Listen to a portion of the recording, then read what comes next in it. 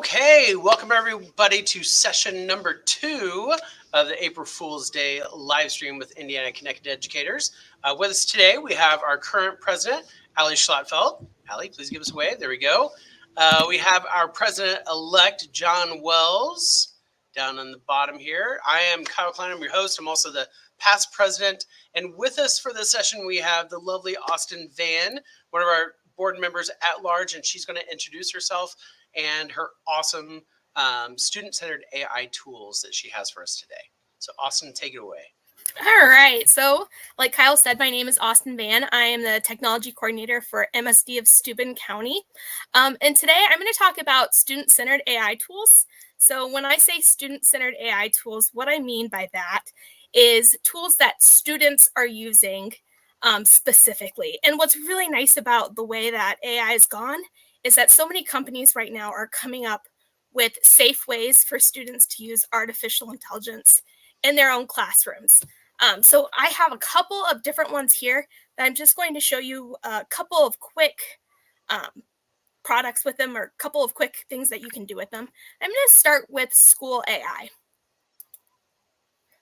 So this is what that page will look like whenever you first go to it. There's a couple different options here. Sidekick, finding a space, and creating a space. Now, something that I like about School AI is that you can create your own spaces and create your own sidekicks. So I'm going to go ahead. I'm going to go to one that I've already done.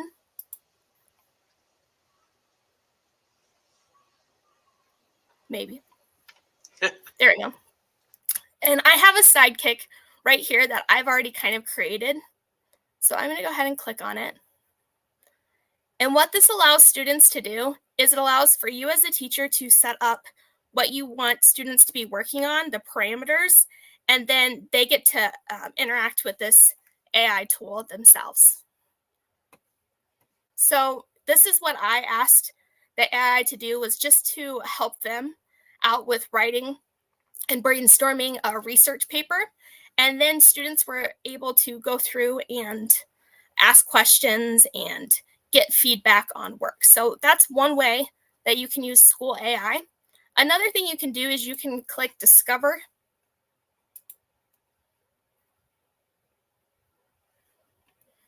And there's a bunch of things already created here in School AI. History Come to Life. This is one that's really popular with student-centered AI, where students can talk to a historical figure. That's really nice. And then another thing that I'm seeing quite a bit is test prep. As you can see right now, there's a bunch of stuff for Women's History Month and people who are creating spaces.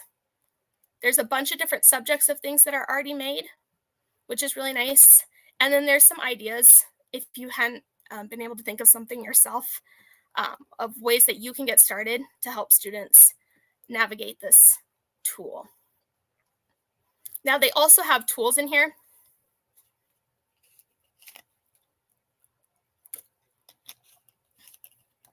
for teachers to use, generating those typical AI tool things that they might want to use. But for students, the best bet is spaces. Now, the next one that I'm going to talk about is Magic School AI, and they just came out with Magic Student.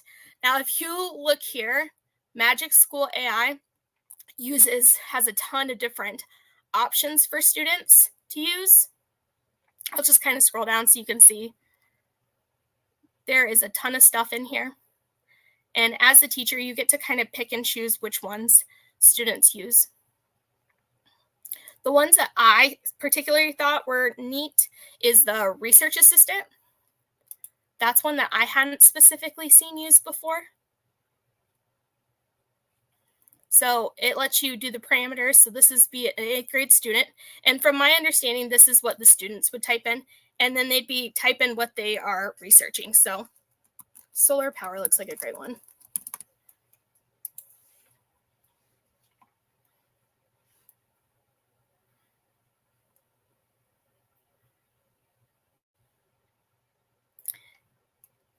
And it gives students a bunch of information over here.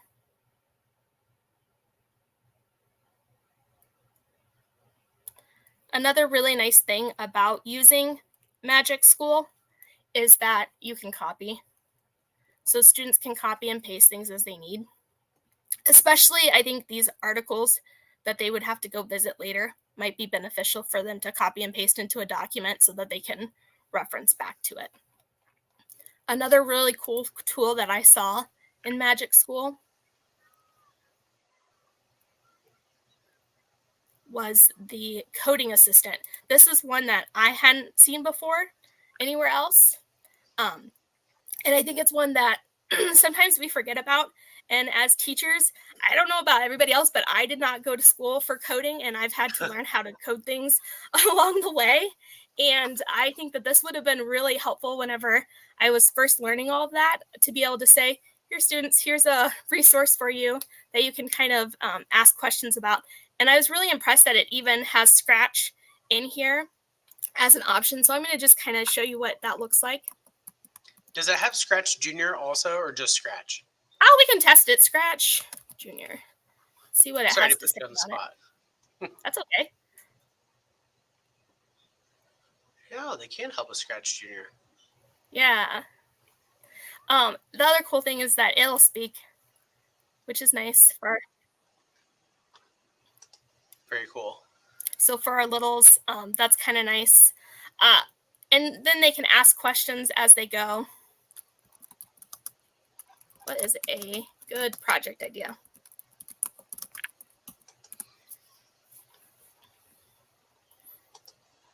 And I think it's nice because sometimes I don't know where to get started. I'm sure students are in that same boat. So having it up here kind of helps out with that. Awesome. And right there, it gives interactive stories or games. And then it also gives kind of extenders. So if they don't know where to go next, they have some buttons that they can click and don't have to type things in.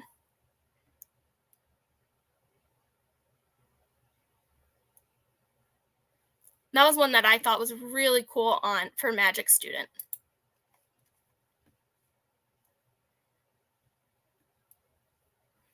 And the last one that I'm going to show you, I'm going to go a little bit more in depth.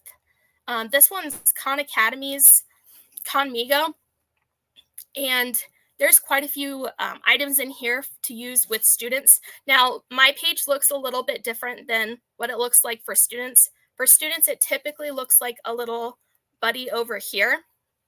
This is what the teacher or admin side looks like.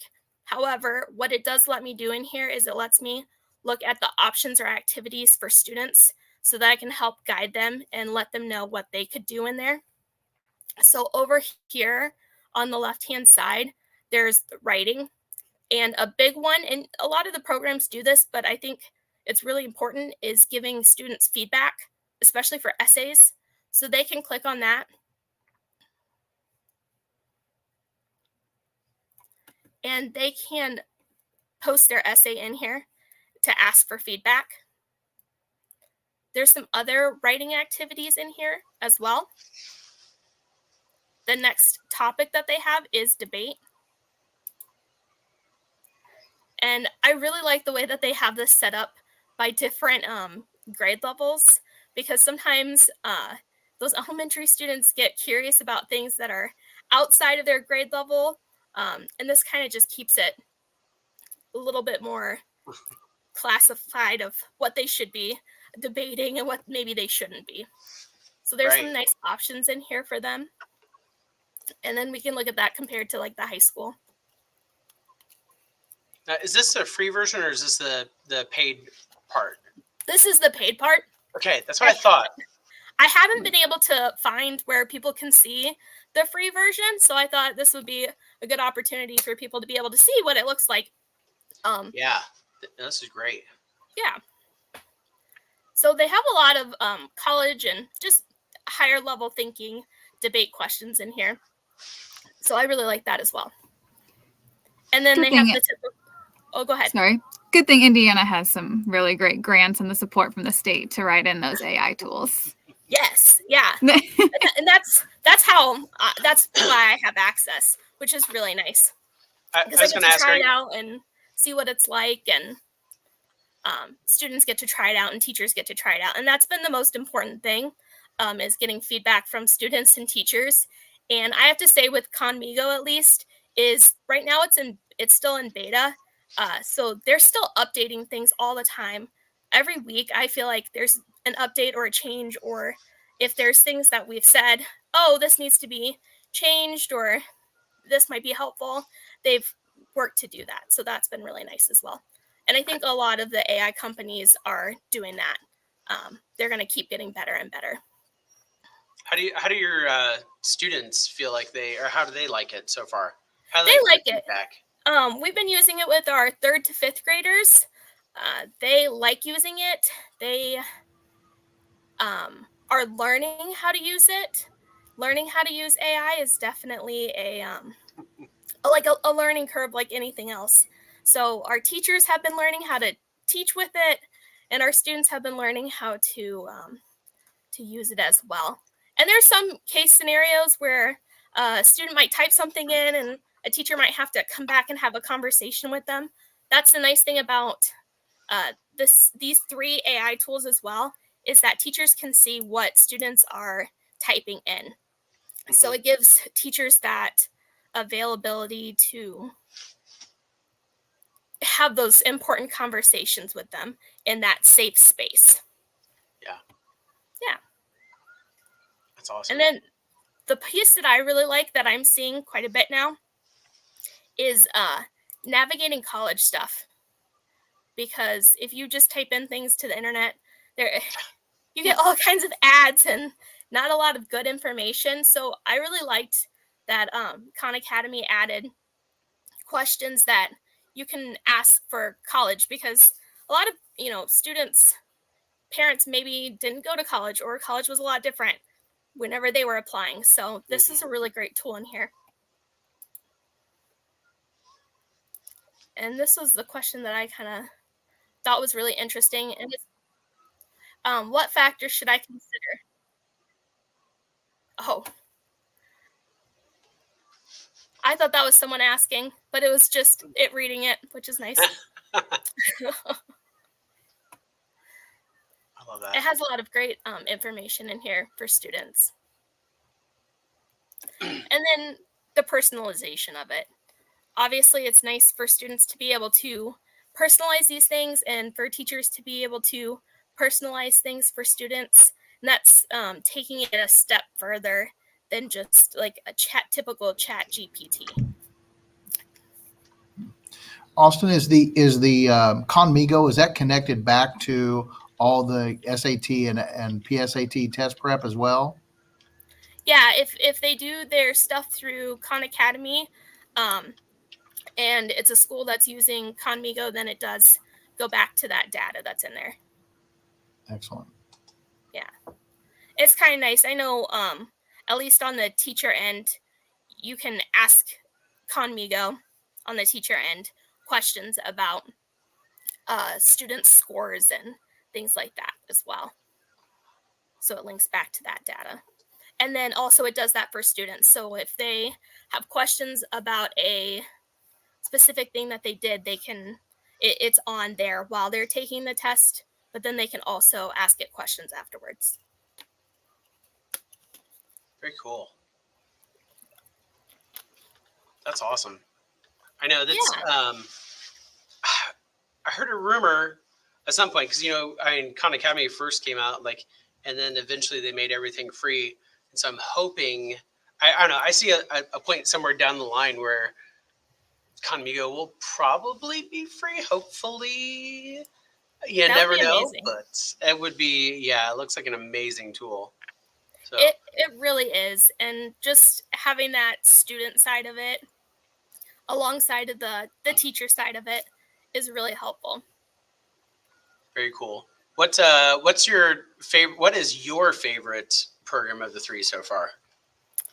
The one that I have had the most experience with was the school AI, because that was the one that I had learned about first and had access to first. So that's probably been my favorite so far, but that's just from being able to use it the most. I feel the ease of use with school AI is so. It's great for the showing some teachers and they feel like they can just get right into it and use Yeah, it. and They really being like able to turn it off and on for students. Yeah, That's the other part that I really like. very cool. Yeah. Awesome. Anything else you want to share with us? I think that's about all that I have. That's great. Allie, John, you guys have any questions for Austin? No, I'm just going to connect session 1 to session 2 and say that you can probably go into Common Sense Education and find out the privacy and the pros and the cons to each of these as well. So I just want to connect the two. And I do really like those, and I really like those student-facing AI pieces. They seem to be much more, controlled, and I think probably, the administration will be much more willing to allow you to explore with that in your classes instead of just like, okay, yeah, I'm just going to take them to ChatGPT and see what happens, right? Yeah, and that's one thing that one reason we really did try with Conmigo too is because we were really worried about that. Yeah. So I was getting click happy there. Sorry that popped up there so quick. All right, awesome. Austin and Ken, thank you enough for sharing your knowledge with us today and sharing with our viewers and anybody that watches this at a later time. So we're going to wrap this part up, but I wanted to give a couple news bulletins out to everybody. We are going to have our fall conference again here in October 9th and 10th. The conference is actually the 10th, but there's going to be a Coach Con on the 9th, which is free. If you want to come to the conference, that is on the 10th. There's an early bird from April 1st through May 1st. That's going to be for only $80. There's also after May 1st, then it's going to be full price for $100.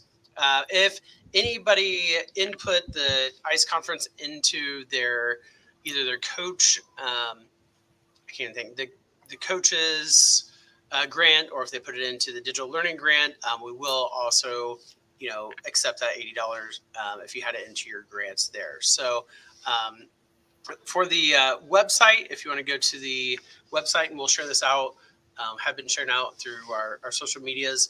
Also, it's at iceindiana.my.canva.site. So you definitely want to go there. Also for today, we have our, we have our PGPs. So if you want PGPs for today, make sure that you go to bit.ly/nojoke41 and you can get some PGPs for joining us today. So for Austin, Allie, wait, that wasn't Austin and Allie. That was a Disney show back in the day, right? John and Kyle doesn't sound as good. That sounds more like a radio show. John, you and I are better for the radio, I think. Yeah. So, but for Austin, Allie, John, and myself and the Indiana Connected Educators, thanks for joining us today and have a great day.